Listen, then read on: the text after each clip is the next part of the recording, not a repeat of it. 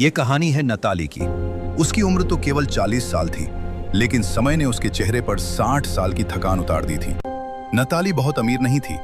वो एक साधारण मध्यम वर्गीय परिवार से थी, लेकिन उसके सपने साधारण नहीं थे। उसे शाही दावतों में जाना, महंगे कपड़े पहनना और अमीरों की तरह दिखना बहुत पसंद था। उसे लगता था कि यही उसकी असली खुशी है। एक दिन उसे एक बड़ी शाही दावत का निमंत्रण मिला। वो कई सालों से ऐसे मौके का इंतजार कर रही थी।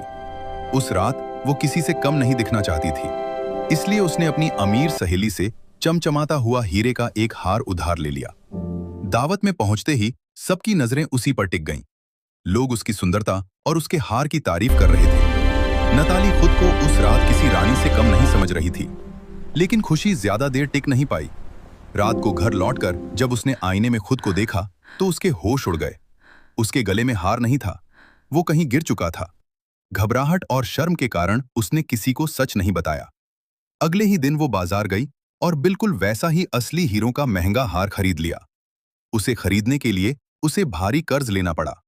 उसने वह हार अपनी सहेली को लौटा दिया जैसे कुछ हुआ ही न हो। कर्ज चुकाने के लिए नताली ने दिन रात मेहनत की। उसने हर छोटी बड़ी नौकरी की। उसकी जिंदगी संघर्ष में बदल गई। देखते ही देखते 10 साल बीत गए। कर्ज तो उतर गया, लेकिन उसकी जवानी, उसकी चमक और उसकी मुस्कान भी खो गई। कई साल बाद एक दिन उसकी वही सहेली उससे मिलने आई। नताली को देखकर वह हैरान रह गई। उसने पूछा, तुमने अपना यह क्या हाल बना लिया? तब नताली से रहा नहीं गया। उसने रोते हुए सारी सच्चाई बता दी कि कैसे हार खो गया था और उसने असली हीरों का नया हार खरीदकर लौटाया था। यह सुनकर उसकी सहेली के चेहरे का रंग उड़ गया। वो बोली, अरे नताली, वो हार तो नकली था।